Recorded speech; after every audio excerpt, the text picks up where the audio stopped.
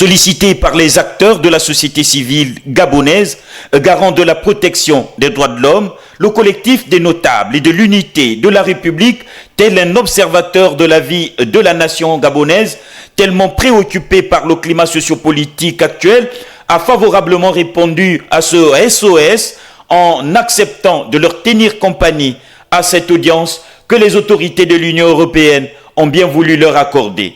L'audience d'aujourd'hui portait sur les effets des dernières modifications apportées au code pénal gabonais, dont les principales limitent le droit de réunion, limitent le droit d'expression, limitent la liberté de culte. Et nous avons assisté avec les autorités de l'Union européenne à un échange de vues qui, semble-t-il, va porter ses fruits. Parce qu'il appartient d'abord aux Gabonais de réagir devant certaines décisions prises par leurs propres autorités.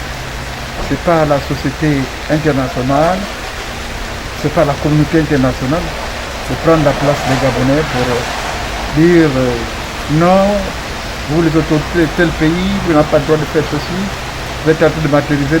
C'est d'abord nous-mêmes les Gabonais qui devons signaler certaines déviances. Intervenant en tant que président de la plateforme de la société civile et responsable ecclésiastique au Gabon, le révérend Georges Bouinongoussi, acteur dévoué et malgré toute intimidation, ferait montre de détermination profitant de l'intervention des notables. Une rencontre capitale, disait-il. Cette rencontre nous paraît capitale pour la simple raison que, vous le savez, nous nous sommes levés, comme tous les Gabonais se sont levés, lorsqu'il était question justement de la modification du code pénal du Gabon. Et malgré nos interventions, nous n'avons pas freiné, voire même annulé le vote de la loi qui a tant fait couler d'encre et de sang. Nous sommes en train de nous avancer vers l'abîme où on ne peut plus rien faire, où on ne peut plus rien dire.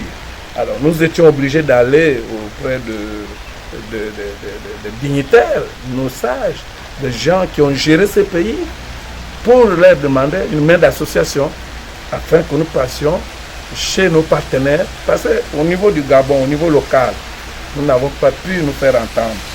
La Cour constitutionnelle sur laquelle nous nous appuyons pour prétendre que celle-ci devrait refouler, autrement dit rejeter cette loi, elle ne l'a pas fait. Donc tous les recours au niveau local sont pratiquement épuisés. Nous nous tournons maintenant vers nos partenaires, les partenaires du Gabon. Un avenir lugubre pourrait se dessiner à l'horizon et seul un plaidoyer pourrait emmener les autorités dirigeantes à se rebuter, à renoncer à l'instauration de l'abomination telle une pleine violation des libertés fondamentales. Dans le plaidoyer, le code pénal gabonais a focalisé tous les ressentiments, je veux dire le nouveau code pénal de la société civile et de la société gabonaise, parce qu'il porte en lui les germes des violations des droits de l'homme et par sa nature liberticide. C'est-à-dire qu'il y a un certain nombre de dispositions qui violent les libertés fondamentales, notamment le droit de réunion, le droit d'association, le droit d'expression. Il est contraire aussi à la Constitution. Parce que la Constitution, le titre préliminaire de la Constitution gabonaise repose sur les libertés fondamentales, sur le pacte international relatif aux droits civils et politiques.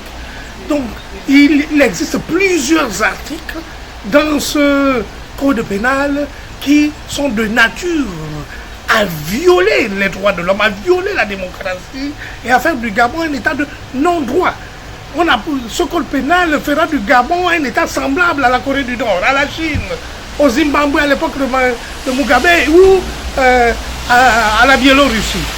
Donc nous pensons que ce code pénal ne peut pas marcher. Ce nuage sombre qui semble engloutir le peuple gabonais pourrait se dissiper si et seulement si la prise de conscience collective pouvait avoir lieu. Ainsi, Marie-Madeleine Bourantzou et tous les autres promoteurs de l'abomination pourraient se rebuter.